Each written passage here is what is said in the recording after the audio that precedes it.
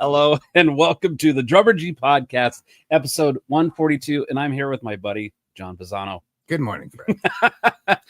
Seconds before we saw the countdown finish, John was wondering if he just spilled his coffee all over himself. Yeah, You need a little bib? I do think I'm okay, man. I think this might have. Did you actually set this up so that it would do that? Of course. Thanks, I wanted you to take a sip and then it just. At least you're wearing a black shirt. I don't see anything wet on your shirt. Can I tell you that I wore this in your honor because I knew exactly what you were. This is my uniform. Exactly. This is my uniform, a black T-shirt. That's funny. I'm almost never without a black When T-shirt. I walked in the door, you looked at me kind of weird, and I thought that's because I was fixing my hair. I thought you were like, wait, that's my shirt. And Mary's wearing a black shirt. All right, Mary. The producer's got a black shirt on. Yes, she does. Frankfurt hot dogs. Frankfurt hot dogs. Yes. Well, dude, first of all, I know it's early. Yes, it is early. Yes. Beep. Yeah. So you're over in Eagle, or wait, you're closer to Star, aren't you? I'm an Eagle. I'm okay. Right on the border of Star and Eagle. Yeah. Yeah. So. Well, at least you didn't have to deal with like major traffic, did you? No, it was all right. Yeah. I gotta tell you though, I'm surprised at how fast people are just. I mean, it's like, come on, man. I'm scared driving this early in the morning because everybody's doing 70. Yeah. And I'm like, what happened to when people were just doing the speed limit around here? I don't. Are more people just that excited to get to work? I don't know, or they're running late or whatever. That's probably the case, right? I'm driving that big van too, Yeah. So it's like, oh man. Is it is it a Sprinter van? Is that well, what it's it called? was, but now it's a Chevy Explorer conversion van. Okay. Yeah, I gotta show this thing to you. Okay, man. I can't wait to see it. Yeah, I mean it's a limo van. It's literally a limo van. Oh, nice. Yeah, and it seats 9, and that's what we travel with. Yeah. So there's nothing for my people to complain about. I mean, it's got the pimp lights up top. Wow. Dude. No, seriously, okay. lighted cup holders. So everybody's got a We captain's should have done chair. the podcast from the van. that Good, sounds yeah. amazing. If we had the capability of wireless stuff, we would just go right now. Yeah, check out that van. We that would be fun actually. We could just end it now and just go hang out in the van. I do TV? plenty of hanging out in the van, Fred. A TV? Huh? TV? It's got a big TV Yeah? up in the Wow. it's got everything, man. Wow. Seriously. Yeah. Do the kids fight over who gets to watch what? The kids. Really. Alf is in charge of managing all of the technology in there. Of course. And he is. so of course, exactly. It's cool. really nice. I'm ready. Last time John was over, he had this giant Sprinter van. Was that a Mercedes? Mm-mm. It was a Ford. Oh, it was? Yeah. Okay. But we blew that engine up. Yeah. And we tow a 20-foot trailer, and that thing is about 7,000 pounds. Yeah. So you've got to have the right engine. Mhm. And yeah, anyway, we blew the engine up on that. I had to buy a brand new engine, have it installed, and then I'm like, I don't think I want to try that again. Right. So Uh-huh. Just a one and done with the motor. yeah. Well, it's I've traveled a lot too and had engine problems. Are just like, Oh, you can't, right? I mean, you have to be there when you're supposed to be there. right. Yeah. So there's no excuses. Yeah. Luckily, when it did blow, it happened on the way home from an event, Okay. and it managed to get, managed to make it home. But when we took it in, it was like, okay, you need a new engine. It needs $78,000 in work. No, but it was 12,500. Warm up his vocal a little bit. Okay, producer. What does Warm that it up. mean? Warm up the vocal. Is it too much low? Too many. All right, John, try again. We thought we had this. Test 1 2. Hello. I think he sounds awesome. I think John sounds amazing. Thank you. Jeez. You got a radio voice. What's that joke? You got a face for radio? Yeah, yeah. You should totally be in radio. You got the face for it. Fair enough. Well, John, so before we get into the world of being a drummer and a manager Yeah. and a corporate event and wedding band, Yep. we're gonna first of all go through the national stupid silly holidays. Oh, Are you yeah, ready? Yes. Absolutely. This first one is for you. Okay. Okay. Uh-oh. Are you ready? Sure. It is National Pierce Your Ears Day. Oh, good. Yeah. We have Where's- arranged that You do? Yeah. Oh, that's Yeah, the fantastic. tattoo artist piercer will appear momentarily. Ah, that's funny. Yeah. You don't have your ears pierced. I did. You at did? one point. Yeah. Yeah. But whatever. This is like, I don't know if this is the last desperate thing to hang on to youth or I don't know, Fred. You look cool. Whatever you want to do, are you going to do the septum and no. I can't. That just even the thought of that going through your nose. Oh, yeah. hurts. Yeah. It hurts my It brain. I Think wonder. about it. I wonder how bad it would hurt. Actually, I don't want to mess with it. No, I don't either. Yeah. I don't either. I mean, at some age, I'm just not doing any of that stuff. Yeah, But yeah. you haven't gotten there yet. So My students thinks it's cool that I have earrings. It They're is like, oh, cool. cool, you have earrings. yeah. Yeah. Well, Fred, I've You seen haven't pictures done of that. you. I've seen pictures of you from the good old days, and you look like you could have just dropped right into Jane's Addiction. Sure. Oh yeah, with my hair all braided. Long and braided. And Yeah. I'm like, all right, yeah. I used when my hair was braided. Sometime I would dye it just red, like those conga drums right there, or like this red. Oh, braids would be- wow. And then I had these silver beads in the end, Okay. and I'd be drumming, and my hair would be flipping around and come and smack me in the face, Oh, yeah. and really hurt. Those beads in the end come around and Keeps you awake. whipping me. Yeah, yeah. You should tell them about the time you were at the store and you told the. Oh yeah, yeah. So in one of those moments of goofy hair, I went into Maverick after it was freshly done Sure. and go to, I don't know, buy my soda or whatever I was getting, and the cashier's like, why in the world would you do that to your hair? And just like a lightning bolt hit me, and I'm like, oh, I just got done filming a Twizzlers commercial. And then suddenly they're like really interested in this Twizzlers commercial and me being part of it. And they're like, when's it going to air? And I'm like, I have no idea. They just needed an actor to, Why'd you go with Twizzlers? because my hair was all Looked braided like- red. I thought it looked like Oh, Twizzlers. Yeah. Yeah, and so he tells me this, and I said, "Well, did you tell me you were joking?" He said, "No." No, why would I? No, of course not. You No. Let that one. Let that one go.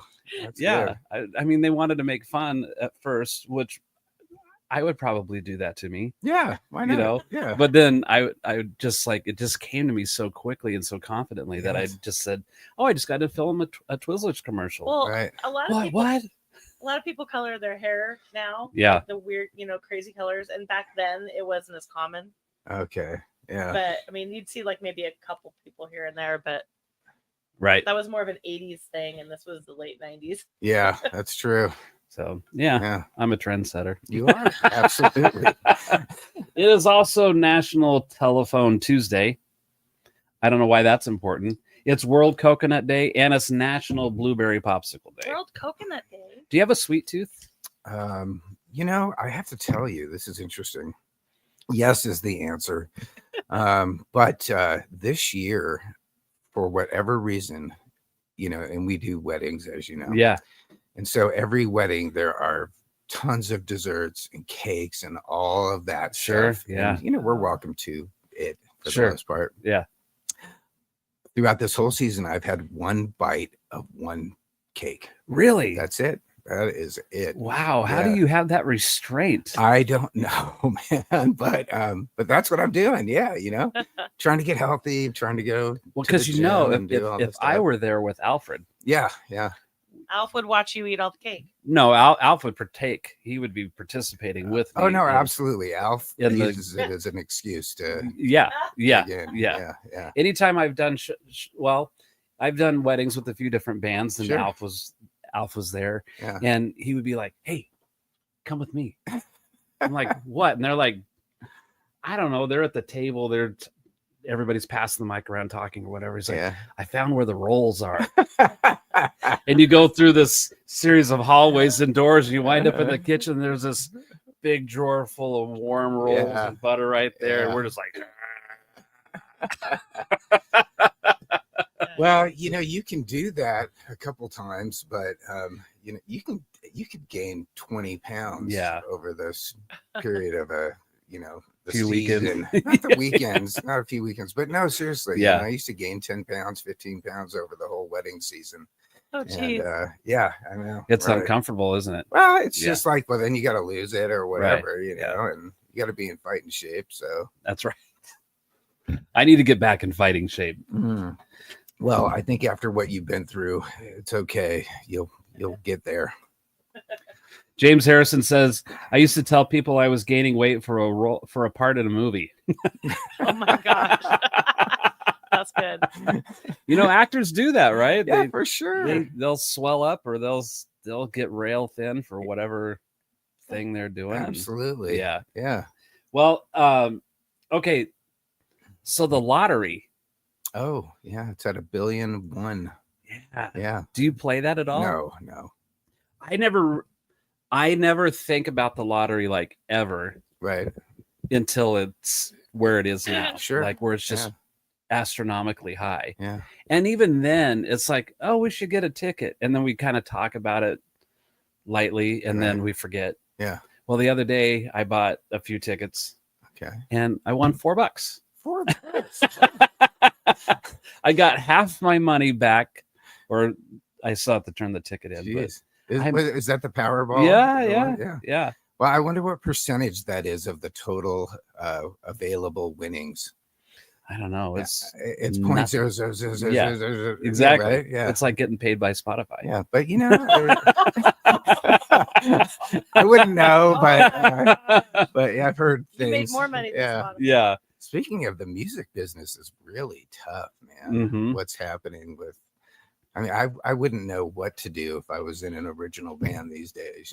It's like, Well, you'd work a day job, yeah, and probably. then you would have these gigs that you love, and Yeah. and you would be going act like you're being treated like you're the inconvenience of the day, and then you would play your show and then go home and be like, really?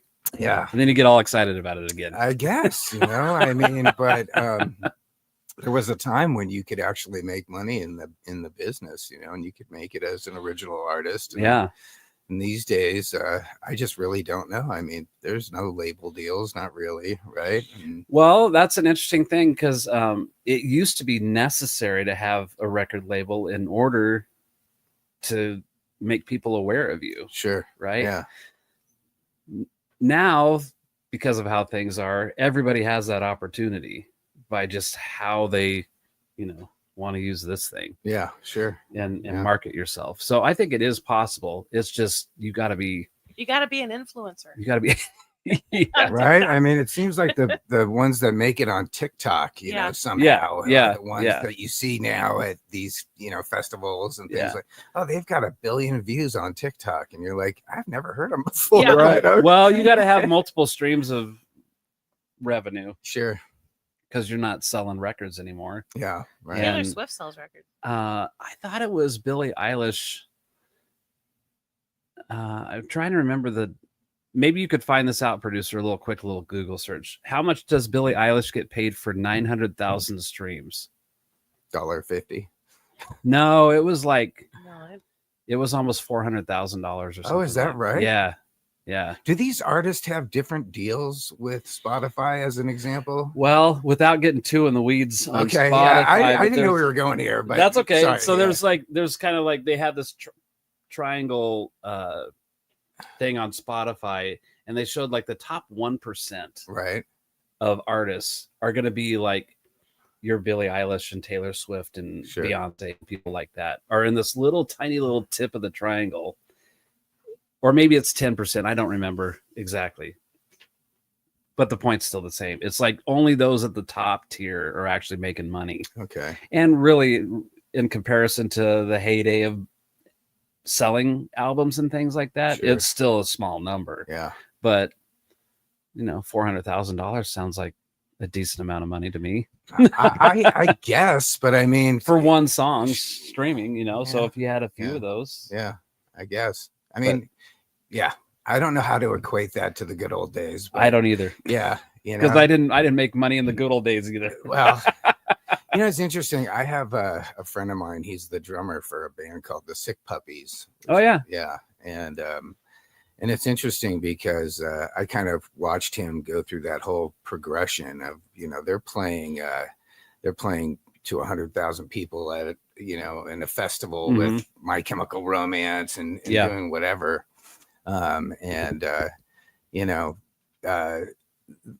I'd go to see him here in the States, and they'd do their show. And the second the show was over, they're over at the merch booth, signing autographs and selling merch. Yep. And I said to him, I go, what's it like being on, being at your level here these days? And this is, now 15 years ago. Sure. And he's like, well, let me tell you how it is. It's like this. We go and we go to a town, and that morning at 7 a.m., ungodly hour, like here, we're doing a broadcast with a radio station. Then we go to the venue and we do sound check, and then we lay around for about 6 hours and try to get some sleep. And then we play the show, and then we do the merch booth, which is where we really make the money. And then we do it all over again every single day. Yeah. I'm like, wow, man, doesn't sound like fun. and then he gets home, and he still has to have a job, and they have top 10 hits. Yeah. It's obviously he's the drummer, he's not the songwriter, so he's not getting the royalties in that respect. Right. But it made me realize, wow, Well, everybody needs to have an income, right? Oh, Through for whatever sure. they choose as their job or their career. And I kind of came to this crossroads around late 2018 going into 2019, where I'm like, I've had enough of being a landscaper. Yeah. And I just had to figure out a way to make money with sticks in my hand. Yeah. And so when I started meeting with people and got some mentors involved with my life, and I had melanoma skin cancer in my neck. I had to have that removed. And that was, it was scary after the fact. Before it was like, oh, okay. Not really absorbing like the magnitude. Thank you, producer, of the situation. And Mary's like, we got to get you out of the sun. We got to figure out how to make drumming, how to make music the thing. And so when I started talking to all these people, they're like, you have to have this income from this, from this, and have multiple, because they said even the guys who are out touring and are successful doing that, when they go home, the tour is over, right? Yeah. So the faucet's off. Yeah. It's like they have to have some income. So that's like why I started the whole teaching deal. No, it makes sense. I mean, you're segmented into different, and it's taken markets. Years to build that up, and Yeah. it's still moving forward. And as going through that process, you discover other opportunities that are in there, part of that. and it just kind of keeps that whole momentum going, and it's really cool. But like, you're absolutely right. So when that guy goes home, it's like, okay, what do I do? Yeah. Now I know this is probably like another 15 years ago scenario, but I knew some people who were part of the crew for Slipknot. Okay. And they told me, like, the percussion guys that are in the band, they own a house painting business when they're not on tour. Oh, is that right? Yeah. So Slipknot house painting. Yeah. So those guys, that's what they did, is they were in, wherever they lived, that's what they did when they weren't touring. Sure. And that kind of blew my mind. But like, I'm pretty sure Corey Taylor's not, because he probably owns the whole band. Well, I know, right? And they have, we've known this since the good old days. Yeah. If you don't own the publishing, and Right. you're not the songwriter. Yeah. If you're just a performer, for instance, Exactly. You're still there, but you're not making the money like those guys are. Right. Yeah. So our our situation with Midline is like everything that came in, everything sounds like, oh, look at this flood of money. No, it was very little. But somebody asked me once, like, did you make a lot of money playing in Midline? I'm like, maybe enough to buy the door handle to my house.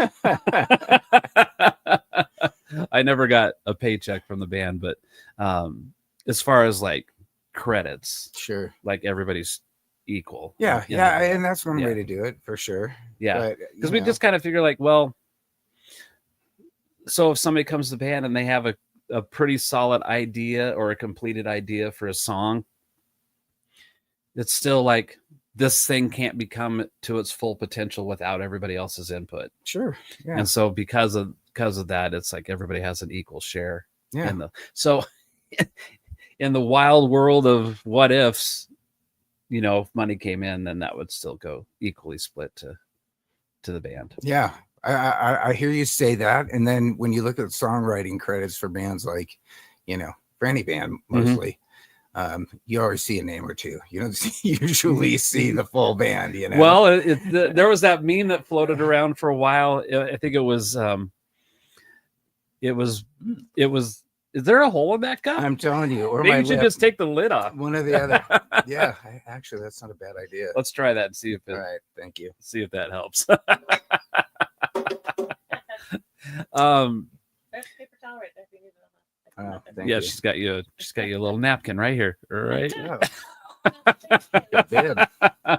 Blue Flashes is here. Good morning, Mr. Coffee, best drummer on this planet. Whoa. Wow. And good morning, guests. Good morning, Mary. Good morning. Blue Flashes. So Thanks, I don't see a man. breakdown for all of her streams, but it says her total earnings from streaming is about 200 million. For Billie Eilish. Yeah. Yeah.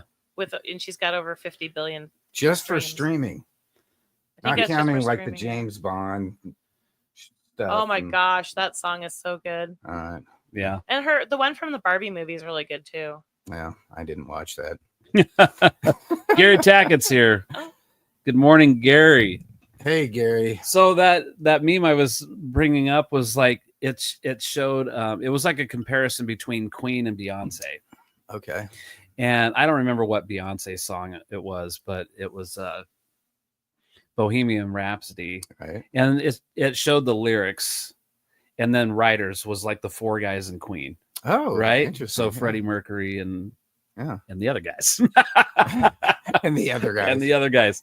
I'm spacing on the drummer's name for some Roger reason. Taylor. Yes, thank you. I actually met him once, but anyway. Scott Alexander's here. Mr. Morning, dude. Alexander. And Fritz. Wow. And Fritz. Fritz. Jeez. Greg.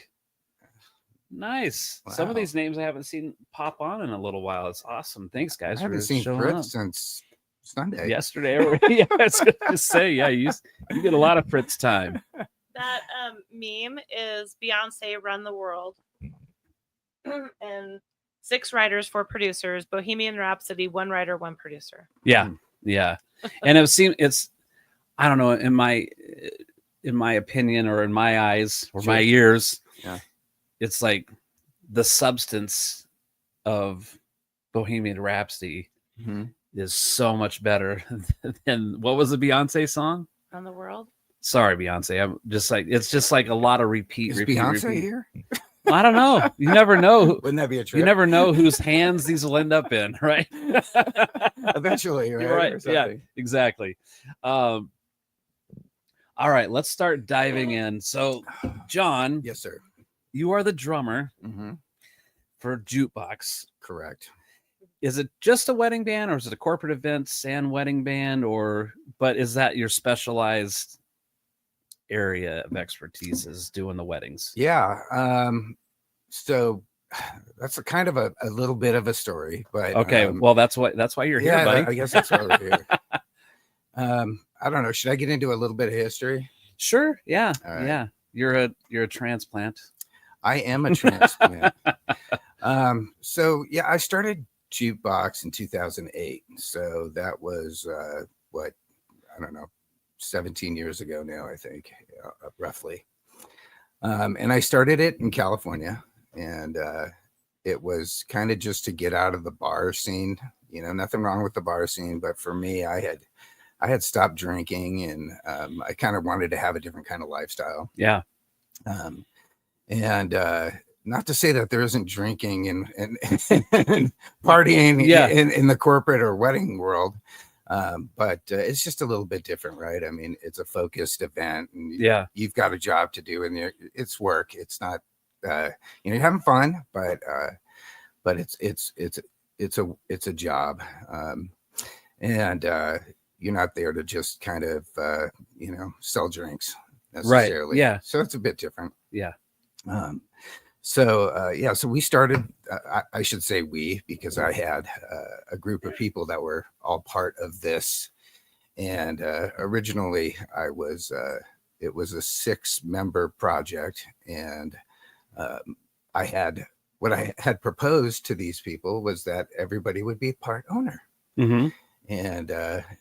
And so we did that. Everybody kind of bought in. Here was the amount, and here's what we do. And it's kind of a group effort. And then over the period of about 6 months, I realized that was never going to work. Oh no! You had too many owners. Yeah, too many owners, too many chiefs. And I had this vision, and when I'm on target for something, I have a hard time with distractions. Sure. And so basically I realized very quickly that wasn't going to work the way I thought it was. And so I bought everybody out, and I said, well, you can stay here. Mm-hmm. But I need to be the chief. Sure. And here's how this is going to work. And if you like this concept and what we're doing, then stay. And if you don't, then thanks, and we'll find somebody else. Yeah.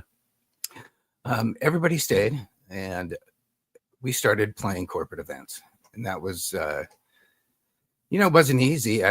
Getting started takes a lot of patience, because nobody knows who you are to begin with. Right.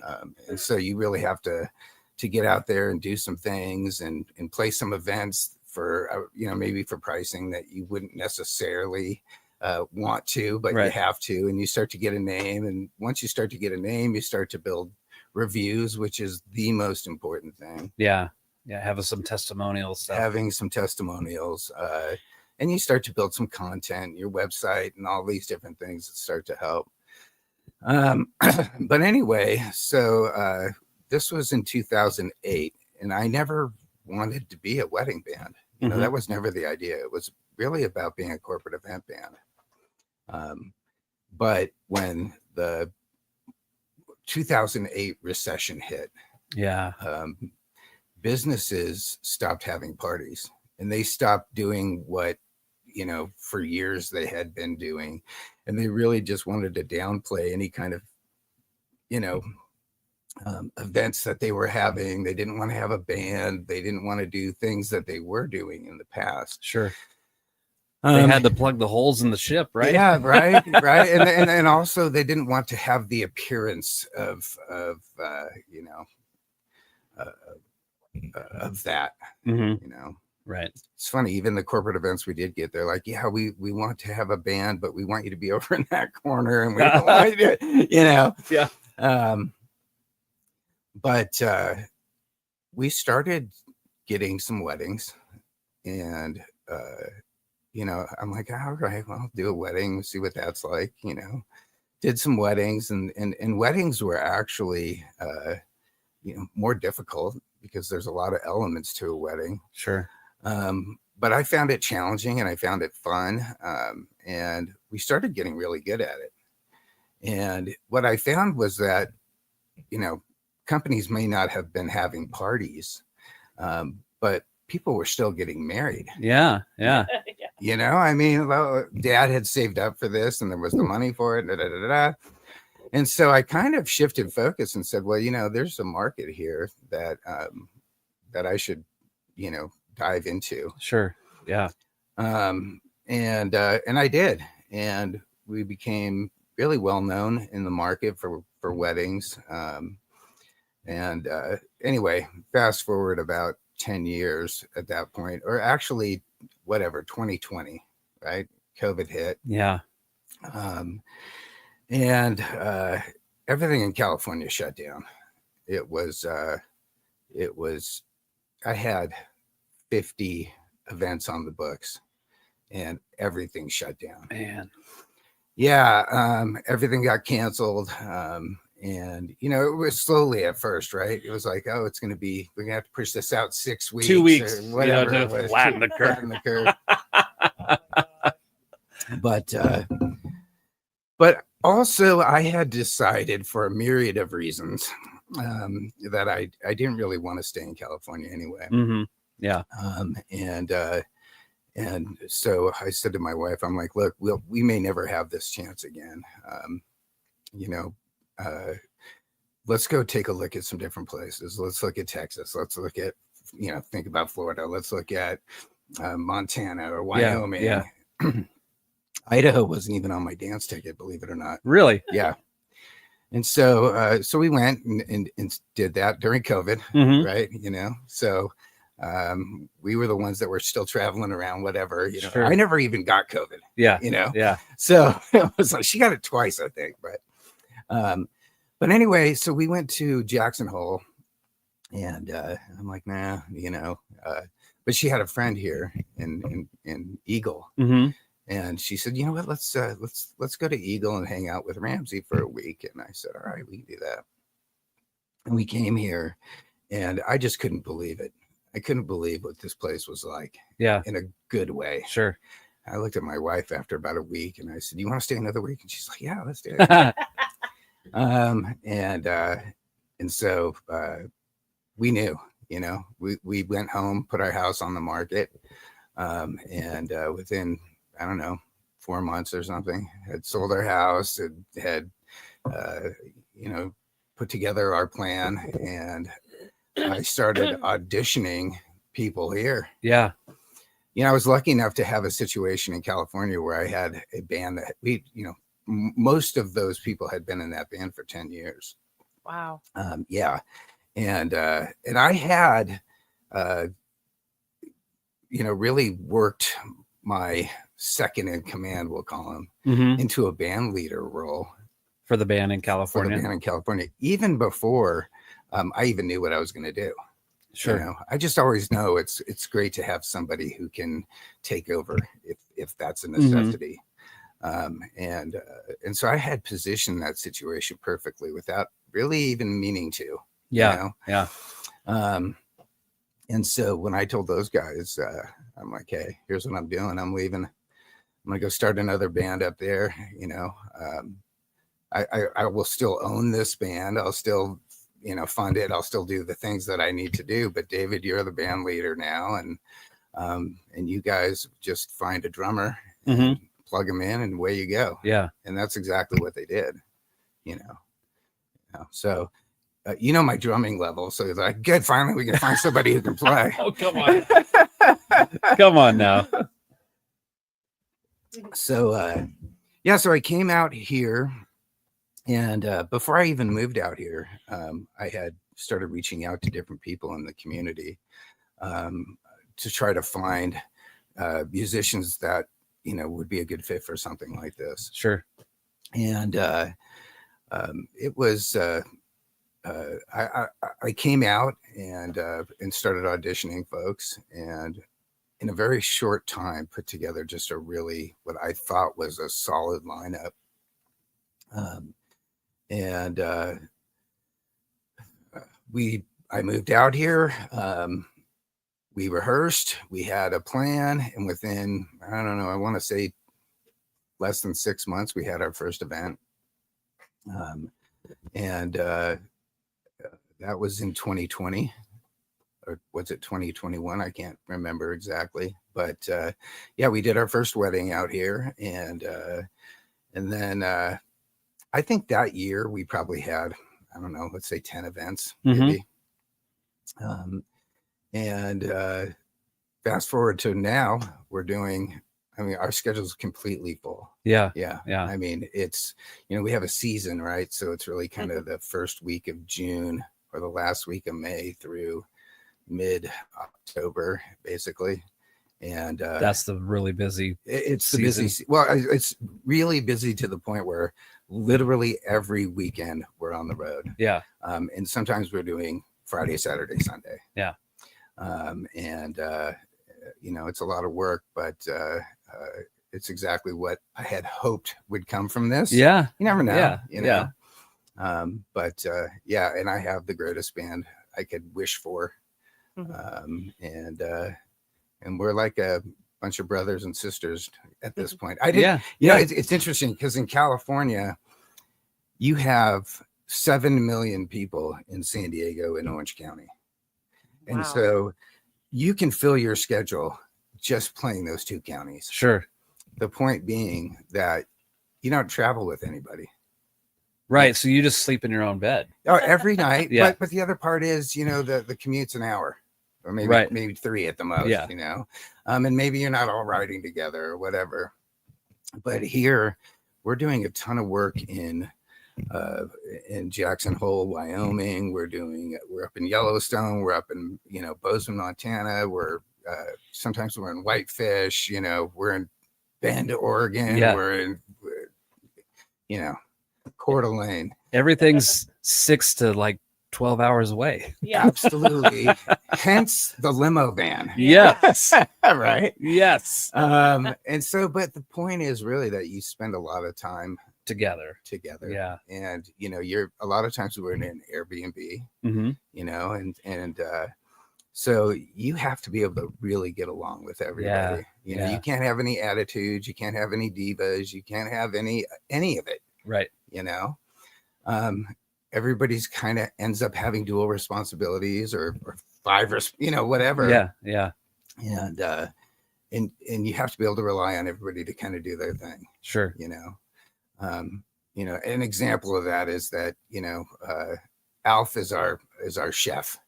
Alf is the chef. Yeah, so if we're going out for 3 days and we've got an Airbnb, Alf will go shopping, he'll get the food, he knows what everybody likes to eat. Uh-huh. He shows up, he's got all the food, and that night he's got dinner and he makes dinner. Wow. And that, he'll make breakfast in the morning and he'll make sandwiches for Good the afternoon. And right. I know. He's great. All these times that Fred traveled with Alf never made you guys. No. Yeah. Well, I Wow. think he took that role on because if I did it, everybody would be eating hamburgers all the time. Yeah. I got takeout, guys. There's pizza. Yeah, exactly. I would be making peanut butter and jelly sandwiches. Yeah, he likes peanut butter and honey, by the way. Yeah, that's a good choice. I've loved peanut butter and jelly since I was a little kid, and I still eat it as an adult, like frequently. Well, it's good comfort food. Yeah. Yeah. Yeah. Alf is the chef. Wow. Yeah. See, and I thought he was the MC. So Well, he's that too. The So DJ. that, you know what I mean? It's just a lot of different roles. Mark Grubert is here. Jamie Vink Mr. says, Vink. "Hey, buddy." Yeah. Mark says touring in the mountain market is a commitment. You have to love the hang with your band. Wow, Stephanie that's true. Rendon is here. 2 fabulous drummers and wow. humans. Wow, thanks, Steph. Wow. And Gary Taka says, "My kind of band." Nice. traveling band. Gary, you could possibly get in a bidding war or a tug of war with Alfred. Now that Gary knows that Alf can not just play bass, but he can cook. Yeah, you See, probably his shouldn't have shared value's that going now, 'cause up. Everybody's gonna be like, I want Alf in my band. Right. Everybody needs an Alf in their band. Uh-huh. I agree. Absolutely. He is he's the motivator a lot of times. When we're on stage, we have a talk back mic. So everybody's wearing in ears. Yeah. And Alf will get up there and he'll kind of, before we start playing, he'll give everybody, a little motivation Right. of some Yeah. kind or another. Yeah. And I get to bounce a lot of stuff off him, Yeah. which is nice. Yeah. Yeah. Oh, there he is. He's here. There he Oh, is. No. We can't Hell talk yeah, about him the anymore. Well, with Mark played bass with us with Cliff Miller for at least a year, maybe a little bit longer. I don't know. I lose track of the timeline sometimes. Sure. I know the But feeling. Mark's wife Gina was always with him, and she became the band mom. Oh yeah. And I mean, we would get there was always, she always had food.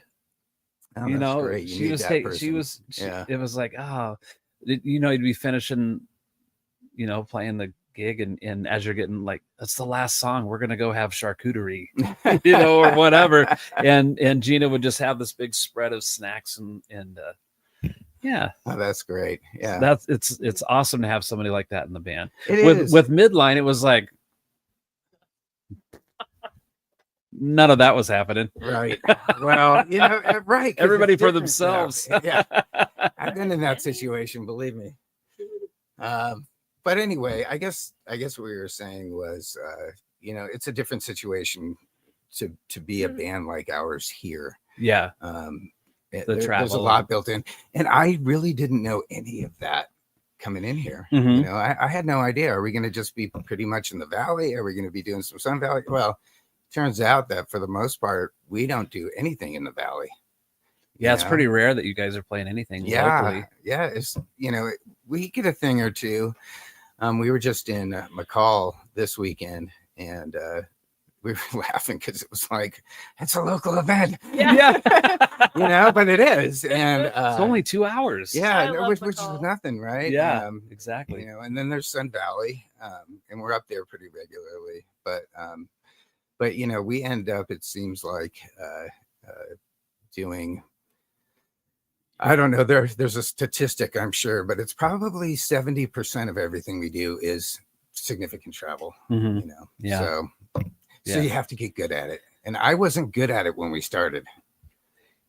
Good at it in what way? Yeah. Oh, good at it in every way. Okay. You know, you have to have the right vehicle.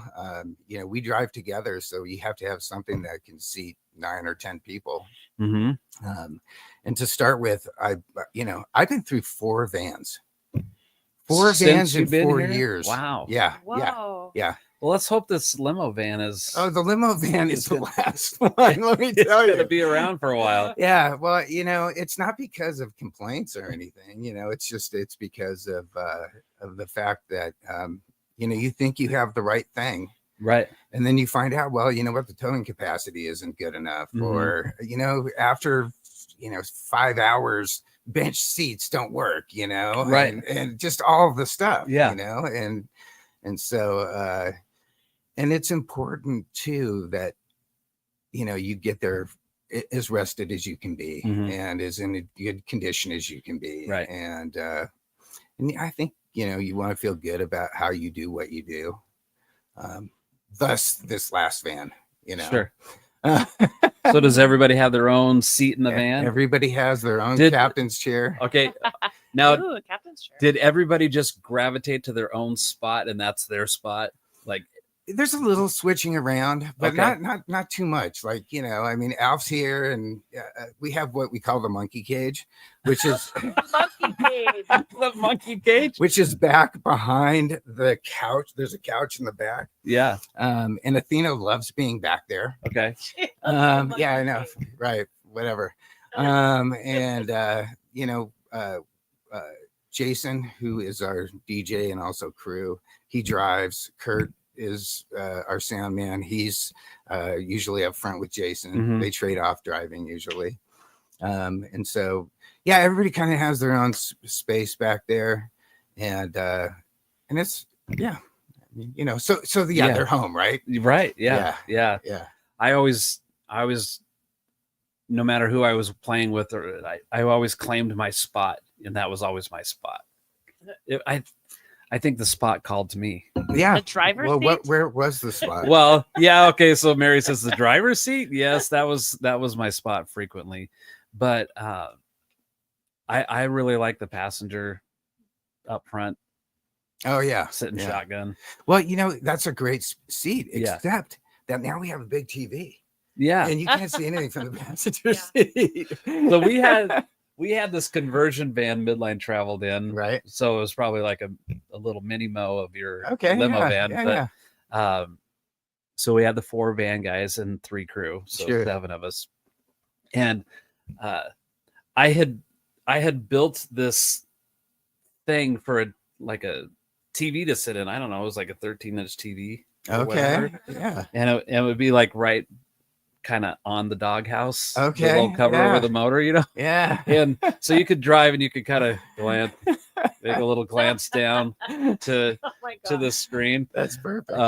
Yeah. And then we had a motorhome and kind of the same thing where the TV was right there Yeah. between the. A motorhome's a great idea. Oh, it's a terrible idea. No, it's a great idea. No, it's And well, at least Wow. ours was horrible. yeah. Well,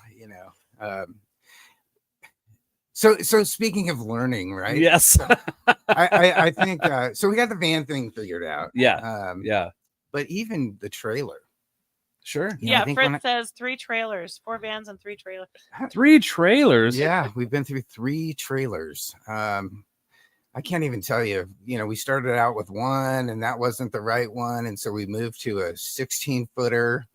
But what we found is that in some of these remote locations that we go, we don't have a green room. We don't have. Yeah. We don't Oh, even have yeah. a tent. We don't have anything. Yeah. And that's fine. No, again, nobody ever complains. Mm-hmm. But I think I'm the biggest complainer. Yeah, like, oh, what are we gonna do? You're the guy with all the responsibilities. Sometimes these guys talk me down. But anyway, last season ended, or the season before, I can't even remember now. But I'm like, look, you know what I'm gonna do? I'm gonna buy a 20-foot trailer, and I'm going to convert this thing to a toy hauler. Mm-hmm. And if you're not familiar with a toy hauler concept, it's made for the purpose of dragging, of loading in cars and motorcycles and things like that. But then when you roll them out, it converts into, potentially a place you can stay. Yeah. And so over the off season of one year, we bought this thing, and everybody pitched in. Fritz has been a painter by trade for Mhm. years, and so he put together a plan for painting this thing and undercoating it and doing all the stuff. It's brand new, so we want to try to keep it nice. Yeah. I bought these beds that fold up against the wall but turn into couches, and then you can convert them to bed. Whatever, Yeah. and then he's one on either side of the wall, and we put Jamie, who's a cabinet man, came in and built cabinets up at the front, and nice ones. Yeah. And we put in air conditioning. We did. So now when you get to an event, if you need to, we roll out all the gear, and it converts in 5 minutes Yeah. to a green room. Yeah. An To air your conditioned space, green room. yeah. Yeah. Yeah. So Wow. yeah, right. So we've got all that stuff. But again, I wouldn't have ever had to do this in California. Sure. I didn't have to do it here either. Well, But you want to be comfortable. yeah, for sure. So I just played a wedding on Sunday Oh, nice. up in Stanley, Okay. and You traveled further than I did. well, you still have a lot more travel with your events Oh, no, than for mine, sure, at yeah. least in recent history. But so I don't want you to give away your whole business model, by the way. Nah, But whatever. I think with Cliff, we don't do a lot of weddings. Mm. And so when those come along, I think there's some things that get overlooked, or you don't think like, oh, we need to have this, or should have this, or whatever. Sure. So then you start making this checklist, right? Like, next time let's Yeah. get, and then the next time but my point being is that we got there, and there was nowhere for us to be except just to mill around for hours. Oh, yeah. Right. Before you play. Okay. Right. Yeah. To that point. Yeah. And then this particular arrangement was the band played just short of 2 hours. And then the following hour was the couple had a playlist they wanted to dance to. Sure. Yeah, So Cliff still had to have his PA going for that yeah. Mhm. while we packed up as much as we could, minus those speakers. And again, for next hour, we're like, Yeah. what are we? There's just I know nowhere the for us to feeling. be, Yeah. right? Yeah. Like, where's the bathroom? You're looking for a dry spot on the grass to sit. Wow. So your trailer thing, Yeah. that brings you that comfort level up just tremendously. Yeah. And oddly, we don't have to use it that often. But when we do need it, it is awesome. Yeah, sounds sounds delightful. Yeah. I used to use the word delightful. Amazingly That's delightful. I remember seeing a video of or a picture of your trailer somewhere, but I can't remember who posted it. Yeah, and I don't know which trailer you might have seen. It a was picture the of. one that you're talking about. Is it? I thought I remember Jamie telling us that he had done that. Yeah, Jamie had put in some time on that thing and did a wonderful job with things. Yeah. Let's catch up on a couple comments here real quick. Rick Oliver's here. Oh my God. Yeah. I didn't tell anybody that I was doing this. I did. Oh, yeah. Well, I saw it, but I'm like, literally nobody. Well, that's okay. See, you're popular. Oh, I don't think it's me. I think it's you. Dave Fix, we'd love to come when you play locally. Maybe when the season's over. Do you know Dave? Yeah, absolutely. Mark Gruber says Starlink is a lifesaver in those dead zones on the road. Also lets you work on the biz while you're rolling. That's great, Mark. You're absolutely right. We just added that actually this season, and it's been great. And then James says necessity is the matter of invention. Mother of invention. Well, look, okay. The distance from these peepers to my screen is in this weird zone of like, should I be wearing glasses or not? Yeah, well, because if I put my glasses on to look at that, I would be okay, and then I would take them off to look at you, and I'd get this weird moment of my depth perception trying to adjust. Yeah. Do you wear glasses at all? Not really. Man, I have horrible eyesight. Okay. I've had my whole life. Like when I first got glasses, it was like putting the lid of this. They were like Coke bottle. Oh man, Yeah. Coke bottle. They were like bulletproof glass looking things. It was. Well, you could get a bigger monitor. I know. Yeah, you know only what? he did, he's got one in the other room. But I can't see that far into the other room. You just need another one. Yeah. Well, See, this is part of the evolution of the Drummergy Podcast. Oh, absolutely. I said I don't wear glasses. However, I don't wear glasses because I use the biggest font on everything. Oh yeah. You know what I mean? It's One letter per page. Yeah, exactly. So I have let technology evolve to cover my deficiencies. Yeah. I don't know. I'd have to dig around. Jamie says Google Maps will take you on some strange routes. Yeah. He's been he right through a lake, master. probably. He was the route master for quite some time. I remember one time we had this wedding that was, I don't know, whatever. The couple gave me the location, and I'm relatively new here. Yeah. I don't know where it is. But I look, and there's a road that goes there. Sure. He goes, hey, about that wedding. That road is like 50 miles of dirt road. Oh, yeah. I had to cancel it. I'm like, I don't think we're going to be able to do that.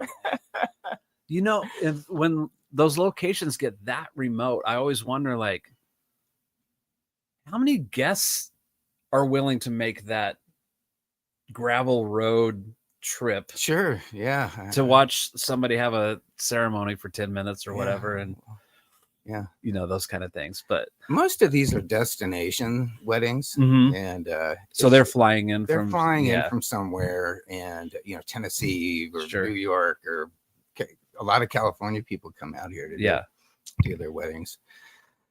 And the turnouts are surprisingly high. Yeah. I mean, if they have 160 guests that they've sent invites out to, 140 will make it. And I just can't believe it. And a lot of times you have a local wedding and you can't get that kind of turnout. Right. Yeah. So. Yeah.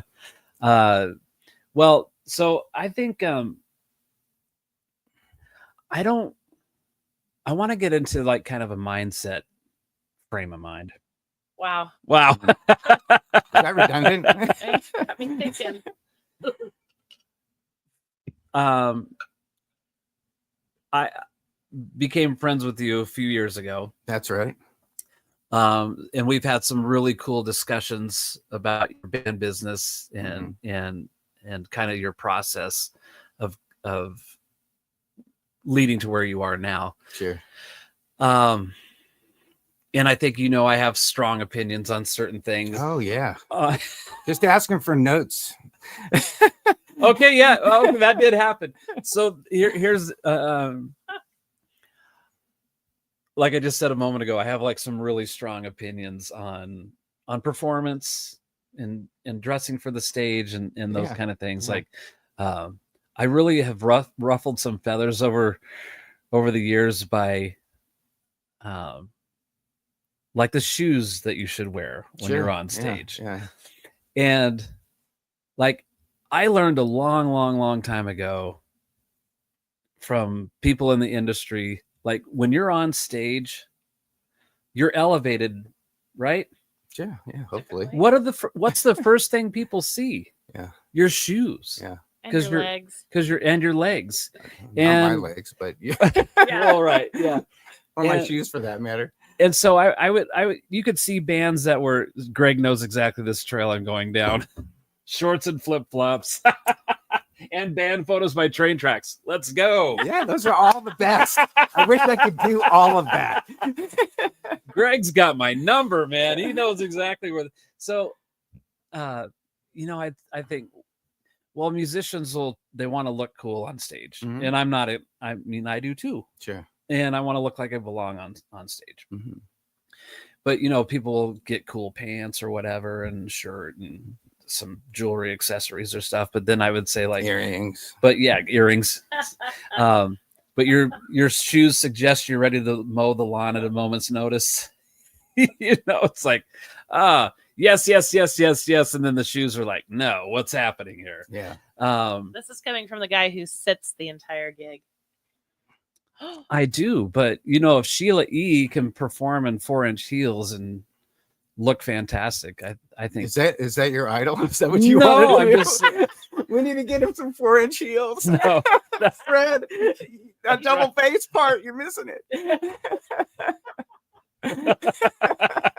I don't even know what to say to that. We just went and saw the Prince Sign of the Times thing at the movie theater the other night. Yeah. And I think Sheila E's a great drummer and percussionist. Awesome. And, for sure. And I'm watching what she's wearing, which is pretty skimpy. Sure. And just these ridiculous high heel shoes. Well, Prince was wearing heeled shoes too. Yeah. Always but like, are we digressing? I guess. I want to get back to John and Jukebox. You were talking about outfits. I know. I don't know. I will try some high heels if you suggest No, but it, you start with like a 2-inch and then work. John, you've never drummed in. Okay, these. first of all, I will say that I think you were testing our friendship a little bit, or I felt like it, because John's band was playing and he was getting ready. I mean, you were just moments from the show starting, and you're like, man, I meant to bring a pad of paper and a pen so you could critique us. Yeah, absolutely. And I was like, funny. Okay. And then you called me and you're like, so what's the critique? And I'm like, you were serious? I think we spent like over an hour on the phone before we even mentioned anything about the show. Well, no, for sure. Because I was like dipping my toe in the water to see like, how honest can I be about my opinions about what you did? I get it. Yeah. And I think that just put our relationship on a totally different level. No, absolutely. And it was really cool. And to be fair, I had asked you mostly about, critique, but also too, I wanted some input on what you thought about how I was playing the parts I was playing, what I was doing. Yeah. I mean, I very much respect you and what thanks. you do. And, so anyway, you gave me some very honest, great feedback. And, a lot of these songs I've been playing for so long that I haven't even listened to the actual song for years. Yeah. I have songs that's the same right, for me. Right. Everybody here knows that story, yeah. And to have somebody go, hey, I don't know if that's the actual beat. I'm like, maybe you're right. And what's funny is one of them is Dancing Queen. Oh yeah, remember that? Yeah, I do. And I had to go back and listen to her. I'm like, you know what the hell am I thinking here? That's not how you play that song. But I've been playing it that way for a very long time. Yeah. So, so some of these things that you had for me were great critiques. So. Well, when I have seen you guys play, and then I see pictures, on social media and stuff about on the way to this, and here we are setting up, and then different clips of playing, and everybody's having a good time, and the wedding party and all the guests are having a great time, and then here we are packed up, or here's Alf cooking, we don't see any pictures. There's of like Alf an cooking. Airbnb somewhere, and there's a panning of outside, and it's just green grass and field and mountains, and it's just beautiful. You don't get there by accident. You get there very purposefully. True. By how you conduct business in this world of the music business.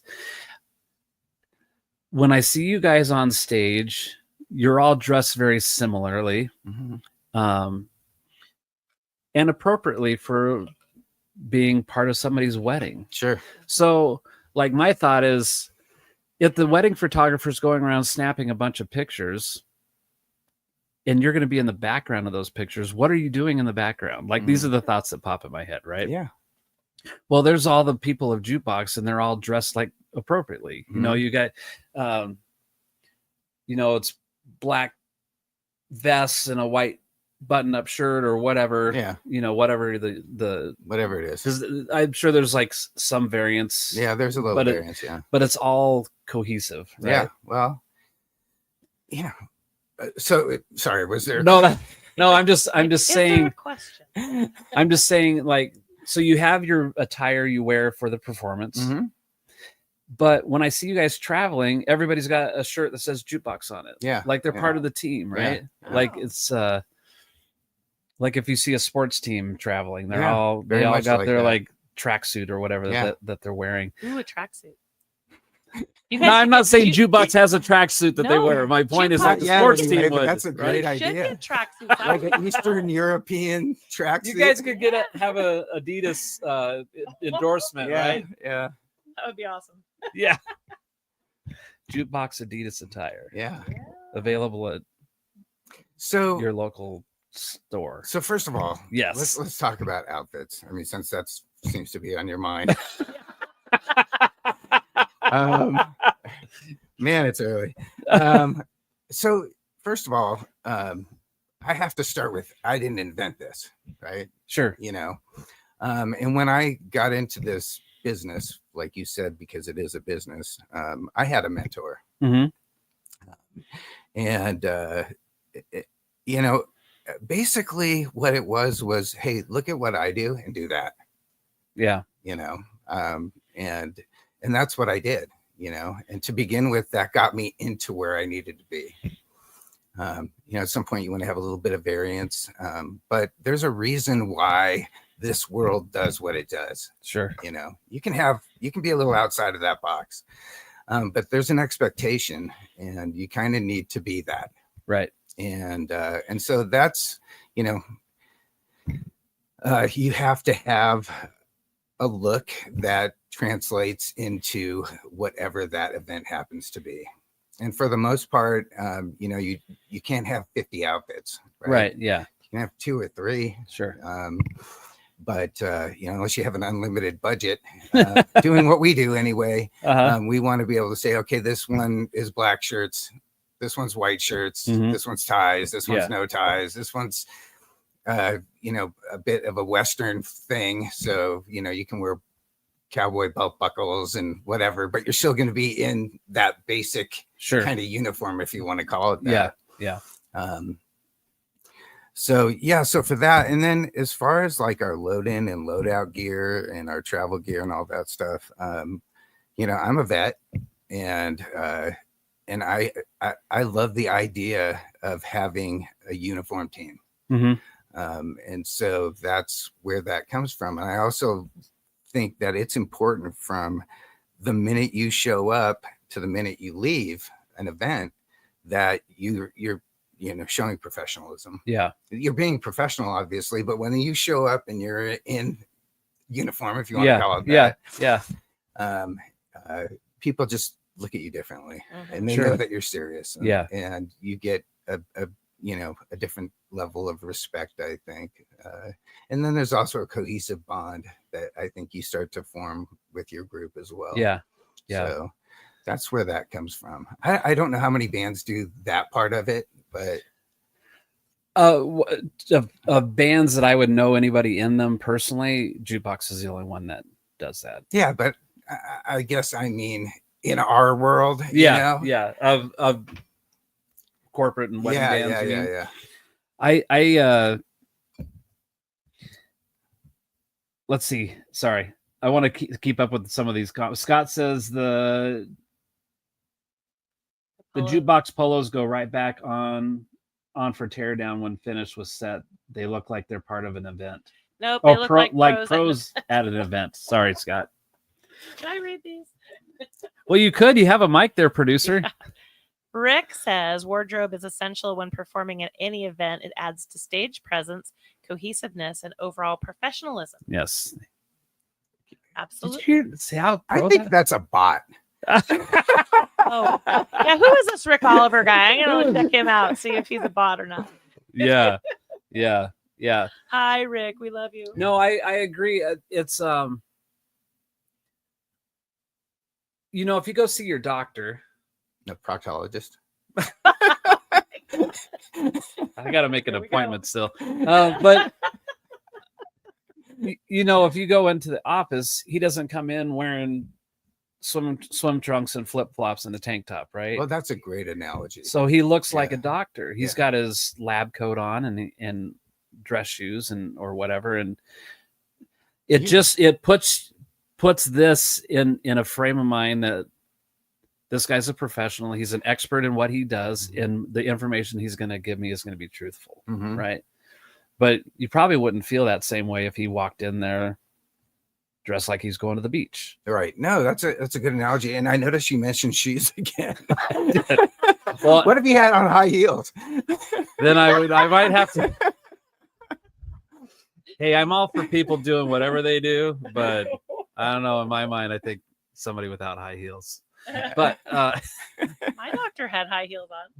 Yeah, well, but maybe not high heels. All right, we got off track there. Sorry. It's not hard. It's just like how you appear to somebody will make a big difference on that impression that you make. That's what I think. Yeah, and so I mean, like with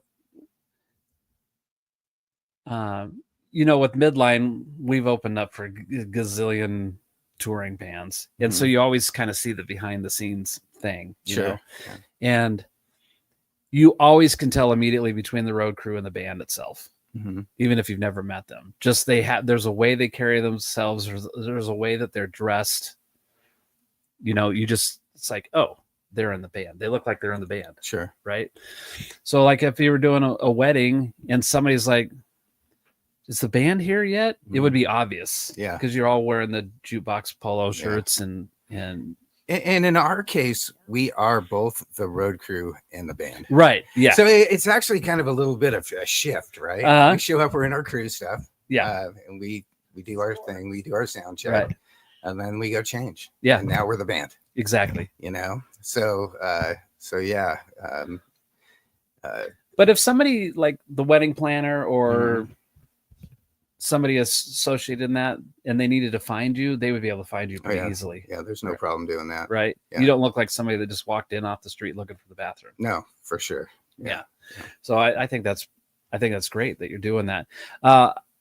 People always want to know, well, what does a band charge for that? And I don't want you to say. That's okay. Yeah, I don't want you to say. But I don't know. Scott may or may not have been involved with me in the same. Scott and I have played in a handful of different bands doing a number of different things, but I think the first few weddings I ever played, I didn't know what I was getting myself into. I wasn't in charge of anything. I'm just the drummer of the band, right? Right. But be like, well, how much are we the band's getting paid $400 total.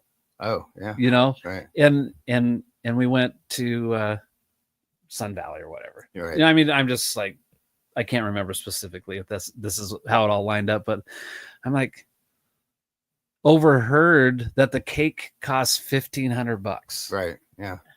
And I'm like, why is the cake worth more than the band? And so then whoever I was playing with is like, there's something significantly out of balance in how this is working. But that comes back to business, right? Sure. Like, what does it cost to do it? What does it cost to do? I'm not telling you to put a price on No, it, no, but I'm that's just okay. like the thought process of like, you've got your trailer and you've got your van and Yeah. you've got Oh, yeah. operating costs, your overhead, Yeah. right? That has to be considered in the equation, Sure. right? Yeah. Maybe you have a loan on the vehicle or the trailer. I'm not saying if you do or not. I don't know. I don't know either. There's replacement costs. You know, there's all these things to consider. It's not just and the time involved to be gone. Right. It's like you wouldn't be able to operate your business if everybody's getting paid $25. So let's just put it this way. And there's people on here that run their band like a business. Sure. So they understand. We have some overhead that maybe other bands wouldn't. You know, we have, every band should have liability insurance, if you ask me, but most don't probably. Yeah. We have that. We have. Before you move on, can you explain why somebody would need liability insurance? Well, To those who don't know. Google it. Jeez. Why, well, what could happen? Why would you feel like, You know, have you been in scenarios where you've had to use it? I have never had a claim against it. Okay. But I mean, it could put you out of business, obviously. Yeah. And a lot of venues that we play now are starting to require liability insurance. So it just means that, you know, if the party's happening and your PA tower falls over on somebody and crushes them, even if it's no fault of yours, you could be sued for that. Okay. And that liability insurance covers that liability. Yeah. You know, so that's what that is. So it's not necessarily covering like stolen gear or. Oh no, that's called inland marine insurance. Oh geez. Yeah, and that's a totally different insurance that you have to have. And then there's commercial auto insurance. And commercial auto insurance is very expensive. Yeah. You know, we advertise. We advertise on a couple different platforms. And the platforms that we use are Wedding Wire and The Knot. Those platforms are very expensive. So anyway, there's a lot of overhead built into that. Sure. Yeah. And so I have to structure a business that can provide for that. And my price points have to be able to provide for that overhead. And at the same time, I have to make money. Right. And I think if you ask any of my band members, they'll tell you that they're compensated very, very fairly because they do put in a ton. Yeah. And it's my goal to make sure that everybody's so happy that they just want to stay as long as we do this. Yeah. Yeah. And so that's I believe how I've managed to maintain this thing and have very little turnover. That's great. I know some bands are always like have some kind of contention with somebody in the band. They're like, I can't wait till this person just quits or, Sure. You know, so I don't have to fire them. Yeah. Fortunately, I haven't had to be part of many of those conversations. Very, very few. And they were very, very hard when they happened. But I think it's great to think like a business person. Because I spent so many years not doing that. And the results of not doing that were very bad. But as soon as I started going, you know what, I'm going to be a drummer and I'm going to figure out how to make money and make a living being a drummer, doing these different things. It wasn't like I had to play paradiddles faster. Right? Yeah. That wasn't the answer. The drumming comes in last now. Yeah. Necessarily. Yeah. It's like, the ability to play the drums at whatever level somebody thinks I'm doing that. Sure. I'm comfortable in that. Mhm. It was like, oh, I have to pay my mortgage. I have to pay for my family. I have to, all the normal bills that people deal with. Right. So it was once I started looking at it like a business, like you mentioned, having like commercial auto and liability insurance, Mhm. is when Midline started working with this management company out of Atlanta, Georgia, and like things were really picking up, and we eventually got signed to a record deal and all that. Midline became a S corp. Oh, right. And then we had commercial auto on our van and then on the motorhome. And then we had $1 million liability insurance deal. I don't think we ever did the inland marine thing. I don't even know if that ever came up in discussion, but it was like, now Midline has this operating cost, right? Because overhead that you have to cover. Yeah, for sure. Yeah, it's like, oh, all these things have to be considered in the plan, right? Yeah, absolutely. But if you actually pay attention to that and go, okay, well, I need to make X amount of money per event on, or an average over, I have to have this many events in a year, or however you're looking at that. That, I think that mindset allows your business to keep moving like it does. Sure. Yeah. And to have the camaraderie you do with the other people in the band, and to everybody has their responsibilities and everybody's comfortable in that situation. They're not like looking for the better thing to come along. My job is to make sure that there is no better thing coming along. Yeah. I love that. Not that I'm going out and subverting people, but that if I'm growing my business and doing it the way I should be doing it. You don't want to lose people. Well, if I am, then they don't want to leave. Right. We've had some folks, move on since I've been here. Not a lot, but a few. I would like to think that, and I do think that it's more for personal reasons than for anything else. Yeah. It's a very tough gig. Sure.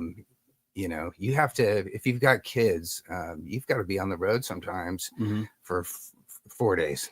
Yeah. We leave on a Thursday and come back on a Sunday. And when you get home on Sunday, you're freaking tired and you have a day job that starts on Monday. And then guess what? We're leaving again next Friday.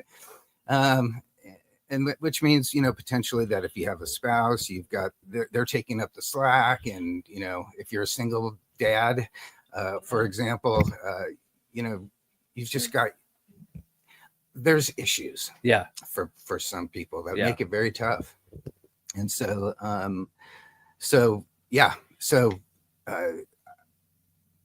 I've kind of found in some ways that there's a sweet spot for players that do what we do. And a lot of them might be in their late 30s, early 40s, that have kids that are grown or at that point, where they're in college or something like that. Yeah. And maybe they haven't done music for a while, but they want to get back into it, and they're great musicians. And so this is a perfect opportunity for them. Sure. Now for me, they don't have the problems at home that, that might distract them. They're probably great musicians. They're probably very motivated, and they tend to be responsible. Yeah. And so I say that, but then in this situation, I've got a couple 20 somethings that are unbelievable. And, keep us on track a lot of times, Athena and Gabby as an example. And so, Athena is my second in command at this point. And at some point, she'll likely take this thing over, and I'm grooming her for that situation. So yeah, I don't even know how we got on that little rant. Well, I just I just think that your band is a really great example of how things should be done. Oh, well, thank you. Now I don't know every inner working part of the band, and I'm sure there's ongoing challenges in every situation. but your years of experience and how you have things set up maybe make those things easier to navigate. Like, oh, that's not such a huge surprise when this whatever arises. Sure. I have spent a lot of time sharing my opinions about things. One was shoes and railroad tracks. It's just nice to see a band that's doing something that fits with a lot of my ideas of how something should be. Oh, Does that make sense? yeah, it does. But, thank you, by the way. But again, I want to tell you, I didn't invent this. Right. Well, I think at this point, there's very few people that are inventing anything. No, for sure. Right. Yeah. I'm not saying that it's not impossible for somebody to have a new idea Mhm. or whatever, but business is business. Business is Right. always going to have like its core things that make it work, Uh-huh. which it appears that that's what you're doing. Yeah. But, and to your point, and to my point, I didn't invent this. Yeah. But every one of these situations is inherently different, right? Sure. Because of the people. When I first came here, I was able to point out what I was doing in California, which I had really great success with. Mhm. And I was able to tell these guys, just do this, Yeah. just do this, dress like this, we're playing these songs. This is how we're going to do it. Da, da, da, da, da, da, da. Yeah. And it worked as a model.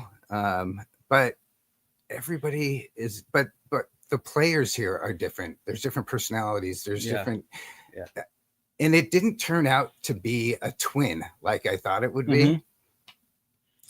It was more like, Did you want it to be a twin?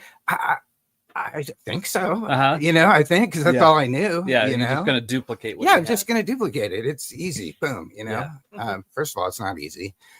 But but what I found was that there were some things inherent to this group, personalities and the way they approached things and the way they did things, that at first I was a little reluctant to even kind of entertain. Mhm. But as I saw this unfolding here, this group became its own thing. Yeah. Yeah, we kind of dress the same. We play mostly the same songs, but if you put them next to each other, it's not the same band. Yeah. It's like I said, I thought it was gonna be a twin, but I think it's like an adopted cousin. Uh-huh. Of what California is a little different in Sure. that. They have this vibe that, hey, we're cool. Here we're like, yeah, whatever, let's go. Uh-huh. A Yeah. lot more energy and a lot more crowd interaction, and Alf's a big part of that, and he brought that, as that's how Sure. he is. Yeah. But he's infected the whole band with that, Mm-hmm. and so now I just kind of like I'm sitting back there going, okay, whatever. Yeah. Yeah. And it works great. So I do have some other questions for you. Let's see. Rick says, in the immortal words of James Brown, give the drum a some. yeah, Rick, you know who to talk to about that. Fritz says, John has taught all of us jukeboxers so much about professionalism. Oh, thanks, Fritz. It goes both Gary ways. says, I'm auditioning for the Scorts? Scorts next week. I think it might be a good fit. He says, gosh, dude. The I'm thinking it might not be a good fit. Oh, might not be a good fit. See, this is where I'm. Yeah, you're like jumping all around. What about Jamie says? Leaving Jukebox was the toughest decision I had to make. Oh, leaving and by far the jukeboxes. most professional band. Yeah. Oh, thanks, Jamie. And James Harrison says, John, whether or not you invented it, you molded your version of it and people have responded. Yeah. Wow. And Ritter Chip says- Ritter, yo, Chip. Thanks, James, by the way. Yeah. Is this like the 11:30 hour at the bar, or the 1:30 hour where it's like the last half hour? It's like we have drunk people. I love you, man. I love you. I love you so much. No, you don't have any idea how much I love you. Thank you. Yeah. I asked ChatGPT some questions Oh no. to ask, and Do you have the free version or the paid version? This is the free one. Oh no. You have to tell you, the free version is like grade school, and then you upgrade, Oh yeah. and it's like college. Wow. Wow. Yeah, the responses you get and all of the stuff you get Okay. is so much better. It's $20 a month, but anyway. Well, I'm at grade school level apparently, but I really resisted trying to ask ChatGPT for anything. I can believe that about you. And then Mary said, "Hey, let me show you a little different world about what this." And I was like, "All right." And I think it was when we were redoing my bio for the website or something. Mary put in a few details, Sure. and ChatGPT spit out this thing that made me look like I was Neil Peart. There you go. Used words we wouldn't use. And I was like, that sounds so cool, but it's not me whatsoever. Like, we got to fix this. But You can tell it. That ain't me. Fix it. Yeah. It will. What kind of music does Jukebox play for weddings? Oh, well. So is this all just we have a you sit around and say, hey, we should play this song? No, never. No. It's way more scientific than that. Do you decide? No, actually, I look at a lot of charts from the industry. There's a company out there called DJ Intelligence, and they track and monitor what is being played at weddings across the country and update their charts in real time. Oh, wow. And they have everything from top 40 to decades, so 50s, 60s, 70s, 80s, 90s. Anyway, and these lists have at any given time the top 200 songs that are be playing. Some of them are only 50. The top 50, I like those better because it's more condensed. But the point is, there's hundreds of thousands of DJs that are logged into this program nationally, and this program is constantly in real time updating what the top songs are. Wow. So when we go to add songs, I'll look at that and see, okay, what's happening here? What are we doing? Well, we're doing all of these almost, but we're missing these songs. And maybe it's a song we don't want to do because it's more of a DJ song. And so we'll have our DJ do those. But for the most part, that's where our songs come from. Yeah, I love Avenged Sevenfold. Yeah. First of all, I can't play it, but even if I could, we can't do that at a wedding, Alf loves, Scorpions. Right. Yeah. That's going over at a wedding. So yeah. And what's nice about that is it really kind of takes, everybody knows that's what we do. Yeah. And so it takes out the, potential argument about, whether something would be a great song. Well, if it's on this list, it's a great song.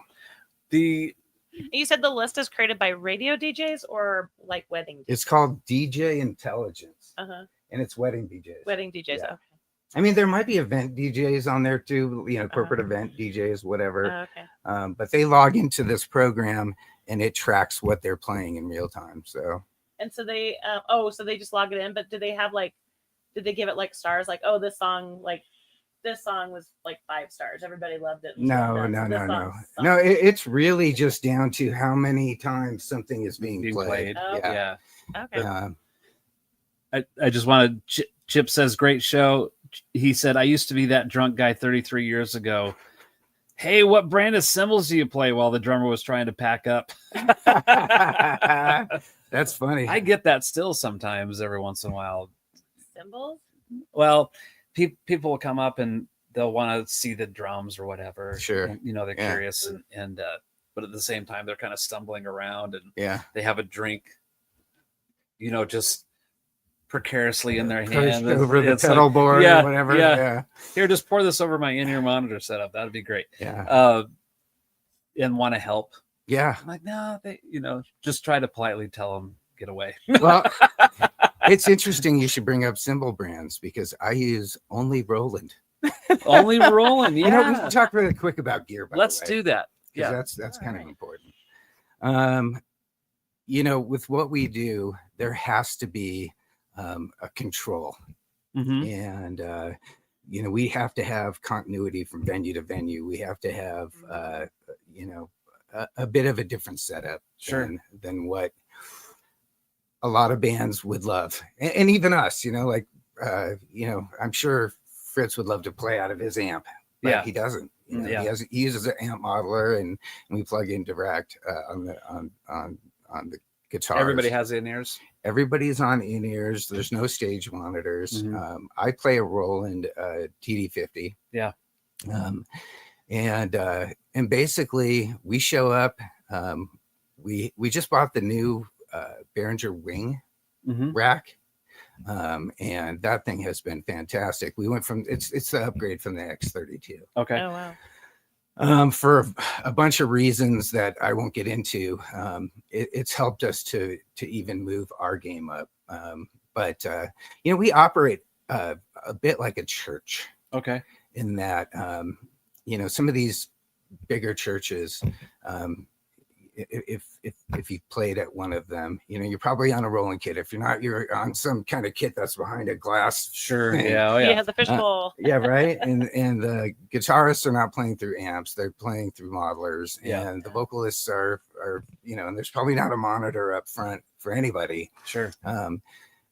Which allows us to be able to just give our sound man control. Yeah.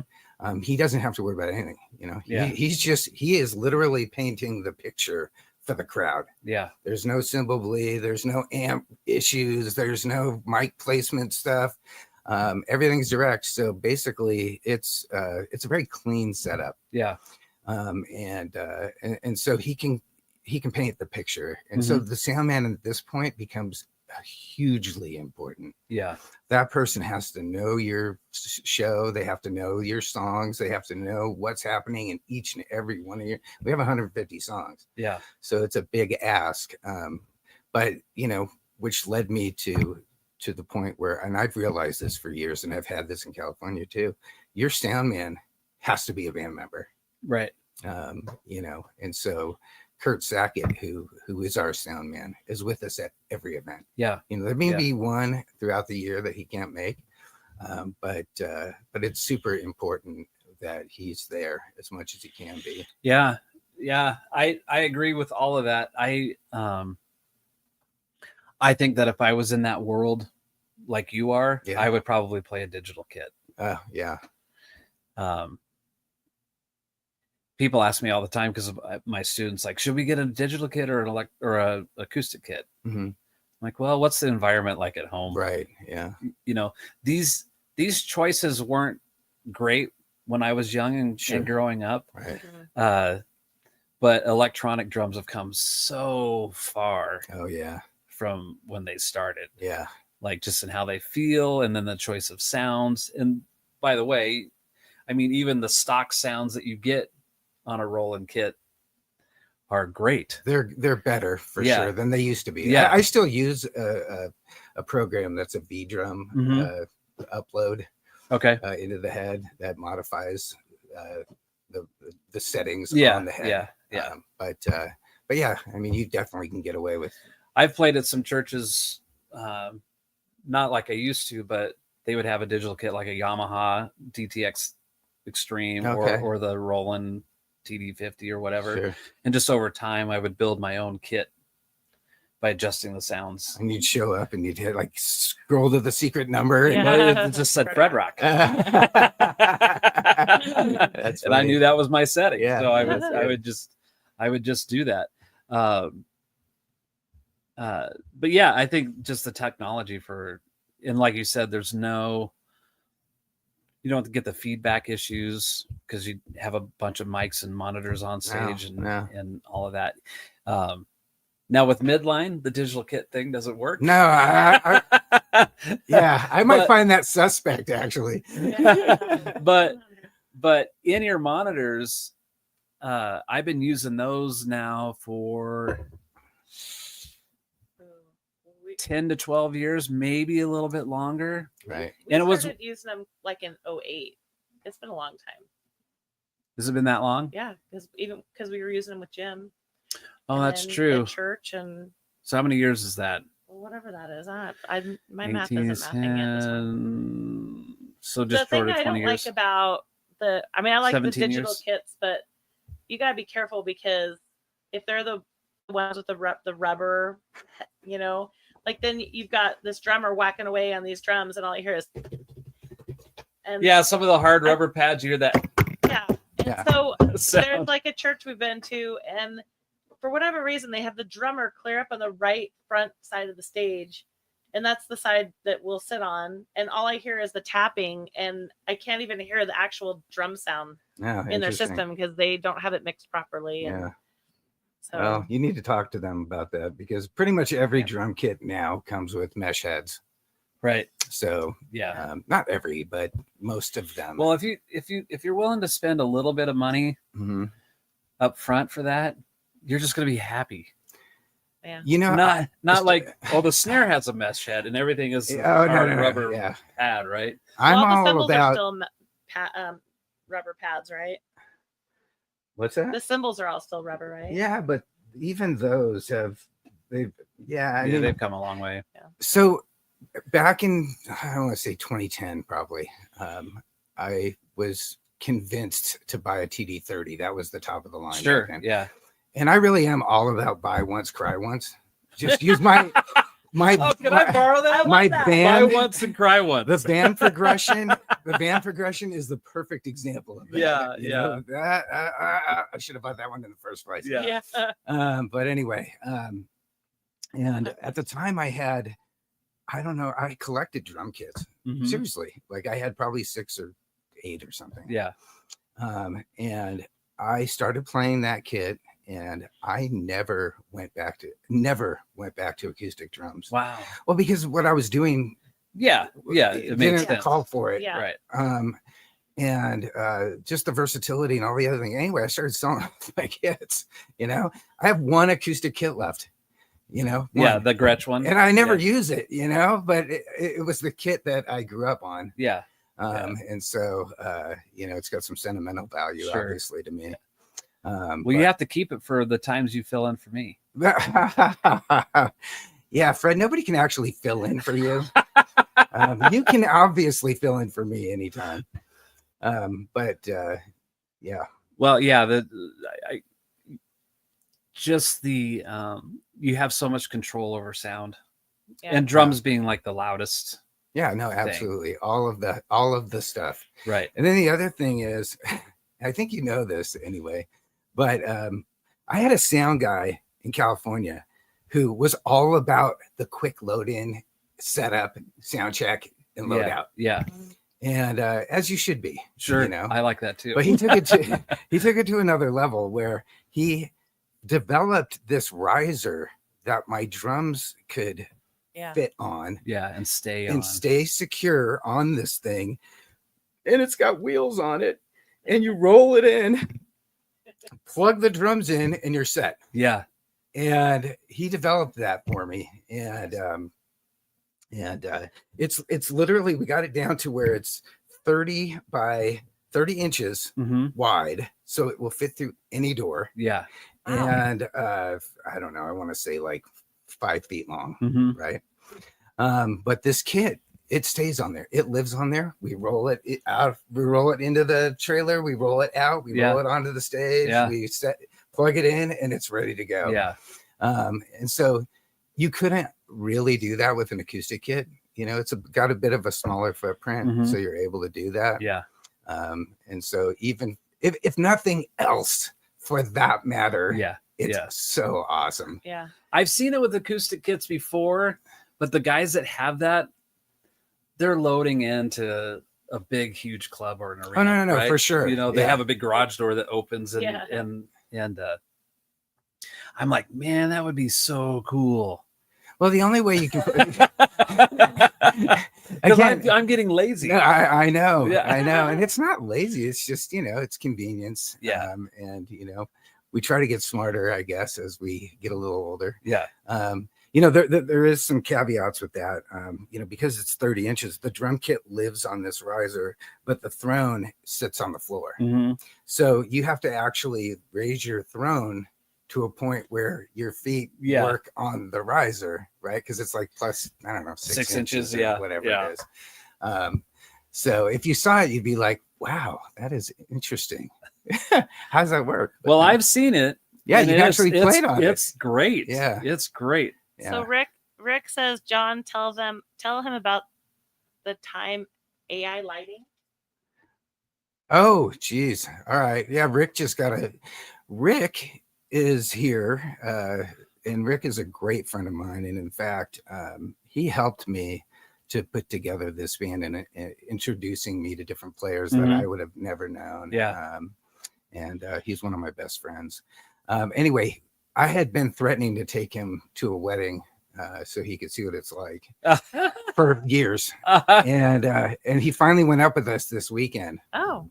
And he's just so great to have around. But anyway, he got a sense of what we're doing with our lighting, which is brand new. It's an AI light box. On a blank. I can't think of the name of the company that makes it. Maestro DMX. That's what it's called. Maestro DMX. Yeah. And it's an AI light box. And basically what it does is you plug this thing in and there's parameters that have to be set. There are some caveats with this too. Sure. But the concept is you plug it in and basically it analyzes everything that you're playing in real time, and whatever light setup that you have, it will control and perform that lighting like a light man. Wow. Yeah, it's crazy. It's crazy. And this box is like $800, and it does require some. They say you can just plug it in, it works, but it doesn't. You kind of it's like with anything. Our sound guy Kurt has been working on this now for 6 months to dial it all in. We were able to use it out of the box, but you tell it, okay, I don't want this and I don't want that, and I do want this and that. But anyway, once you tell it, it's been prompted, and so it will do that. You can. It's really crazy what's happening with AI in general. We were talking about Chat GPT. But this thing, I'm usually back behind the drums, so what it's like with lighting. You don't really know what's going on, right?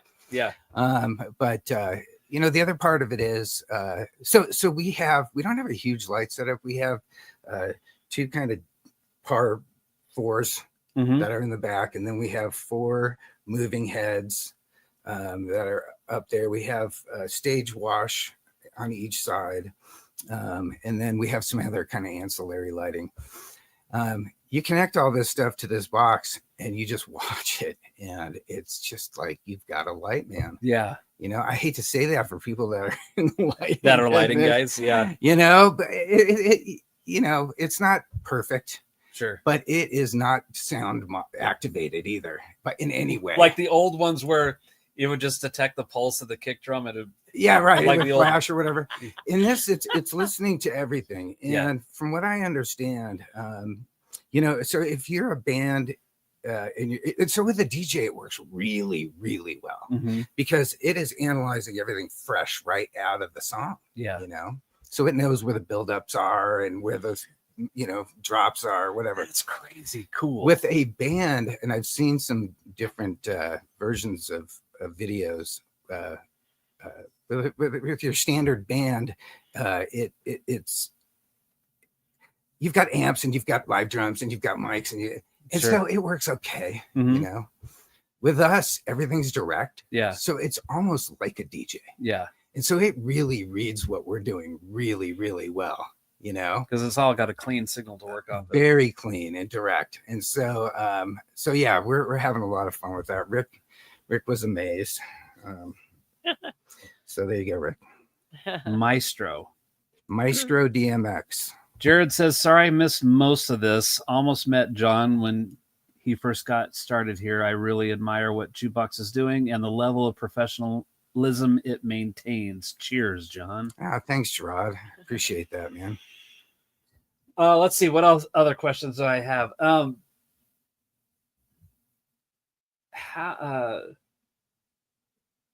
Okay, I don't want to ask that one. Wow. Now I gotta know what it is. Okay. This is a personal pet peeve of mine. Oh, not again. Oh, I have lots. You know this, Mary. Shoes. And Do you take shorts. song requests during your performance? No. No, in fact, it's in our contract. Ooh. Yeah. How do you Mm, prevent okay. people from coming up and going, hey? Oh, they can ask. They can ask. And we nod politely, and then we just don't do it. Yeah. Although I must say, there was a show recently where somebody came up and requested a song, and oddly enough, It was the it next was the one. next song that we were going to play. How perfect is Wow. that? Yeah, so that worked out great. Yeah. But yeah, Cliff gets this occasionally where Cliff's actually playing and singing, sure.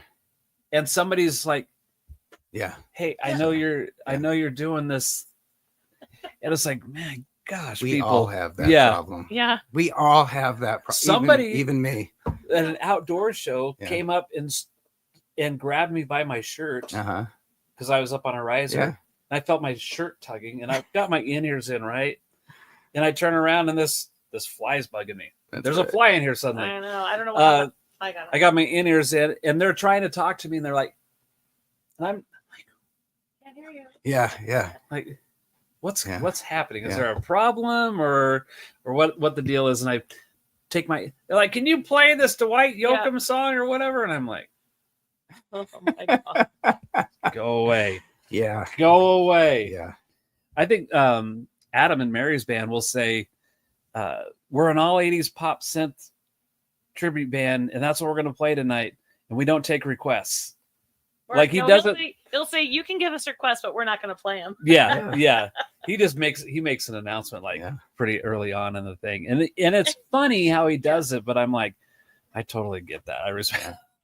I'll have people even during breaks. Do you guys play such and such song? I'm like, You play we Guns N' don't, or Roses? we used to, or we do, but it's not on the set list tonight, or whatever. But I've had people come up to me either while I'm singing More or than while once. Adam's singing and do the exact same thing. I'm like, Yeah. It's and I just kind of point to my ear and I'm like, I can't hear you. I guess we just have to understand that, regular people don't know what we're doing. Yeah. I never. Okay. This is like a I don't know. I wouldn't be at like a not Taylor a Swift courtesy concert and thing, go up but and like an say- etiquette. Etiquette is the word I'm looking for. Oh yeah. Like, if you go to a restaurant and you go to order food, you don't ask them if they have the same food at the other restaurant, like their competitor or something that's totally off menu, right? So that wasn't the greatest analogy. No.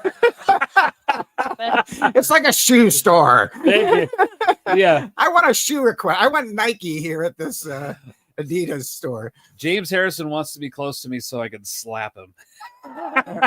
Fred, I can't believe someone bothered you in your office. Yeah, they came in the back door. Yeah. Somebody bothered me at the office. Snuck in. Hey, can we I talk can't about believe it either. Can we talk about more pet peeves? Yeah, let's do Okay, it. let's do that. Ooh. My biggest, Your hugest. biggest? Are you sure this is the biggest? Well, let's just say Okay, close. it's high there. Now, first of all, I want you to know this. Okay. And this People means, who wear black shirts all the time. well, anyway, people who set their drinks on the stage, Yeah. on your subs. Yep. Oh my God. Yeah. We have these two subs. We do 4 subs, right? So we have one on each end of the stage and then 2 in the middle. Wow. So there's 4 subs. Well, we do a lot of, DJ-esque kind of music where the things need to be thumping. Anyway, so those center subs tend to be where our singers will use as, platforms too. Sure. They'll step up onto Yeah. them Right. and use them to sing to the crowd. Mhm. That's when they need a little bit more of a boost. Anyway, the amount of people that think these are drink tables Yeah. just drives me nuts. Yeah. You know? Same. And so it drives everybody nuts in the band. And so we're constantly, even during songs, picking up drinks and throwing them away. Sure. That's become a new thing. Uh-huh. You know, it used to be something else, but now we have basically a place where we're throwing this stuff away. And so if you're over there drinking and you set your drink down, well, it's gone. Yeah. Yeah. And I love that. I love when they turn around and they're like, And it's gone. Where's my drink? "Where's my drink?" Yeah. It's the best. I love the look on their face. But anyway, yeah. The Roomba came and got it. Yeah, I noticed. I would say if they said, "Where's my drink?" say, "Well, if it was up your ass kicking footballs, you know." Oh my gosh! I hadn't heard that one. Wow. You can borrow that if you want. Okay. Why not? But I'm not sure. So when we just played at Heritage, I think it was Brian's subs, but I'm not sure. But there was notes on them that said no drinks. Yeah, those were Brian's. Okay. it doesn't matter. So I've seen that on some other stuff too. But yeah, It doesn't matter. You they'll could kind of have put that. their open beer or cocktail or whatever right next to like Brandon's pedal. And when we used to play, like in the earlier days, when we play like at Willie B's, where we're right on the floor with them, Sure. those drinks would get kicked over. Oh, absolutely. Yeah. Absolutely. And so I would be like drinks, eyeballing purses, people putting the drinks jackets. down and making sure the drinks, like I'd have to pick it up and move it or whatever, so it wouldn't ruin their gear. Well, if anyone comes up with a solution for that, I will pay for it. Whatever, I will pay a royalty. Yeah. I Yeah. wonder if it's something just as simple as saying something as you guys, when you start playing, like, Yeah. hey, But you really wish you wouldn't have to I know, have but that. I think honestly, I think people just don't. They want to keep their drink with them because there's a whole, it's not safe to leave it behind or whatever. Yeah, But, it's not safe to leave it there either because we're going to throw it away. Yeah, right, yeah. exactly. So they probably think, well, I'll take it with me, and then I've got to dance or whatever, and so then they want to put it down. And so that's the first thing I think of is I'm going to just put it on Mary, stage. that is a great breakdown of people's mentality. Yeah. Yeah. But we don't care what they think. Oh no, You know? No. We don't care. they need I to be love that educated. too.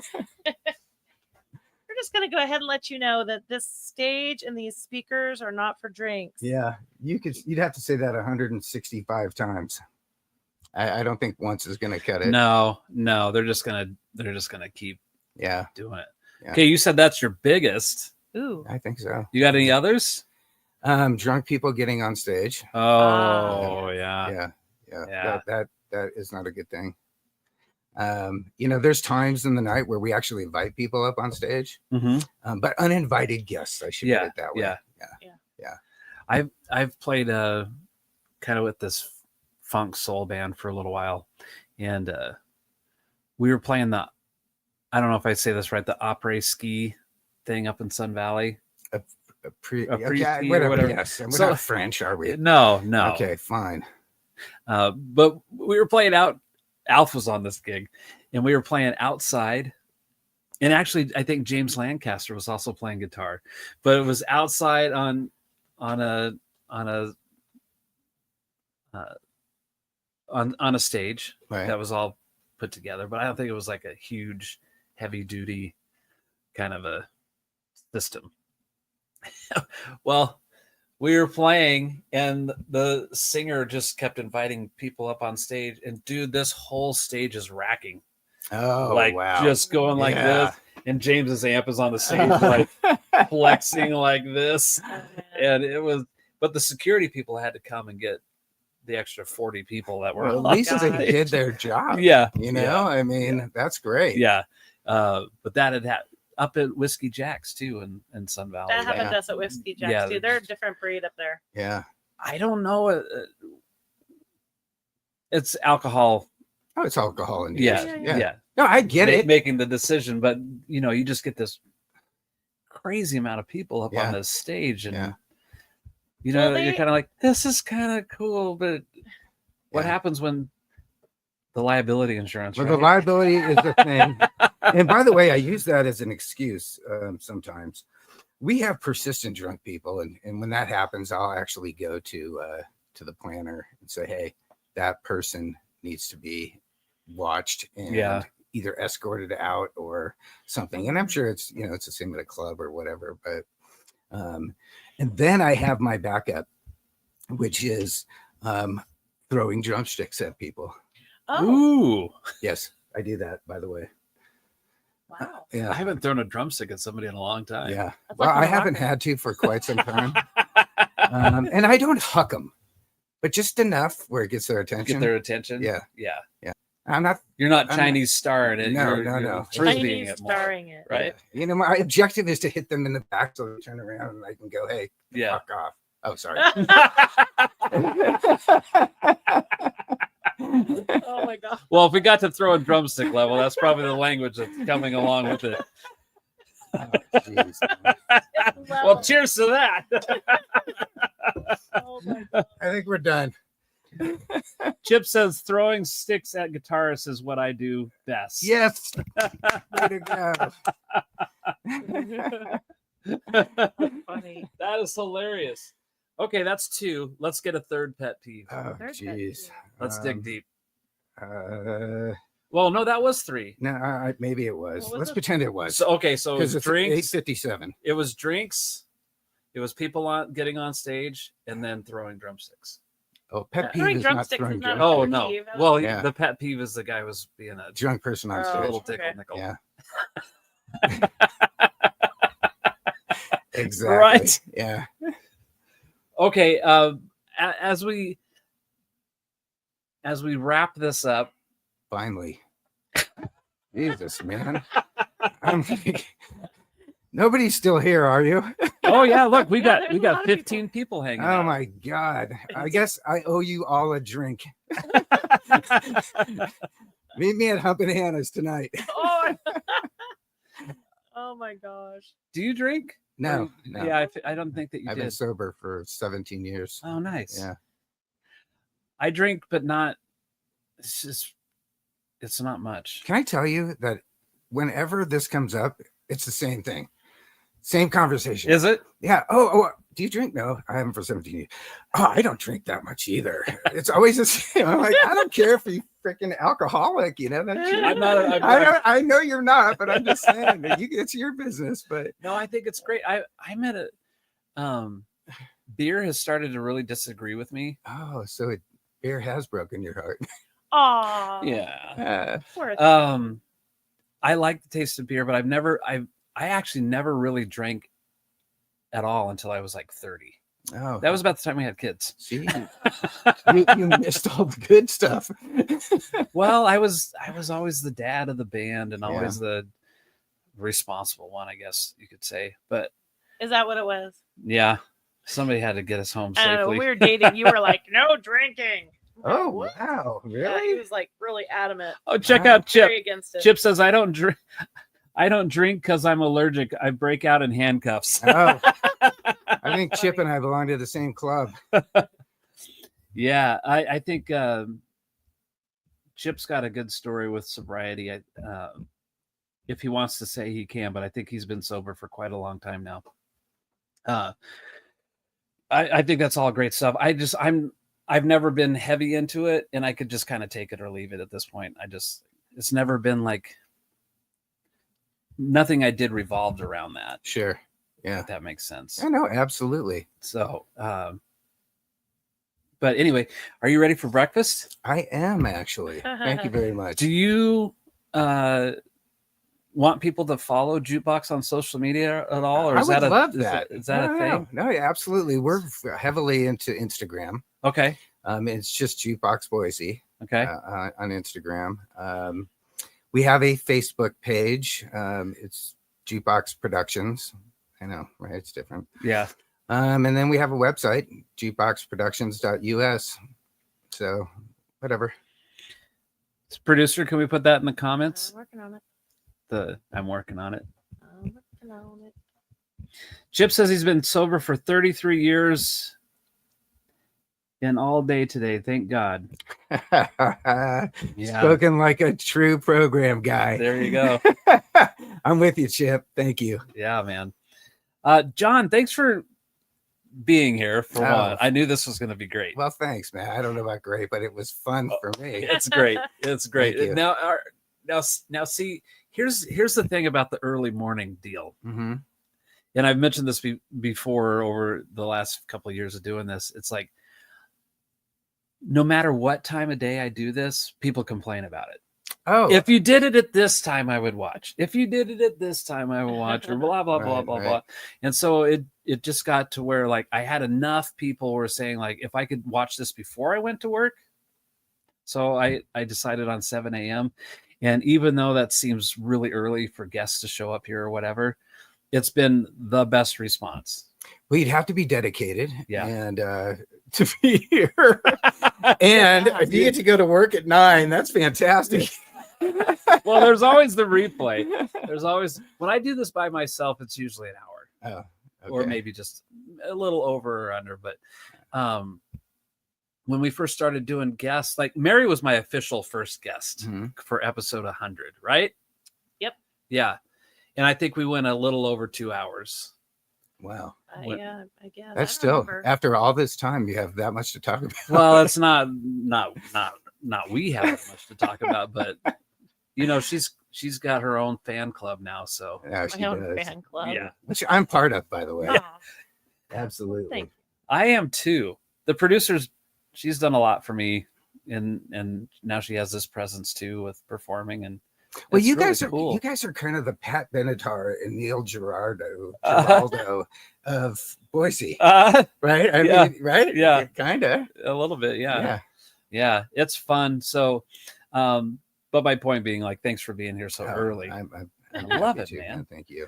Well, so check out Jukebox. Jamie says thank you, Fred, Mary, and John. You are welcome. Rick Jamie. Oliver, Rick, I would like to get you on here as well sometime here soon. Rick, you're next. You're next, buddy. So we'll be hitting you up for some stuff to talk about. That'd be great. It's one of my favorite lines.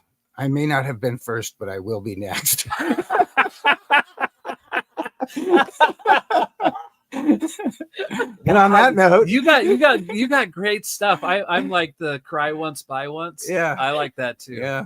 I love that. Well, there was another one that seemed to be a weird that people hadn't heard of, and it was somebody saying something about, "Oh, I wish we could do this," and I'm like, "Well, you know, you crap in one hand and wish in the other, and see which one fills up first." You've heard that, right? At least. I haven't heard that. Oh my God, Dang you it. guys!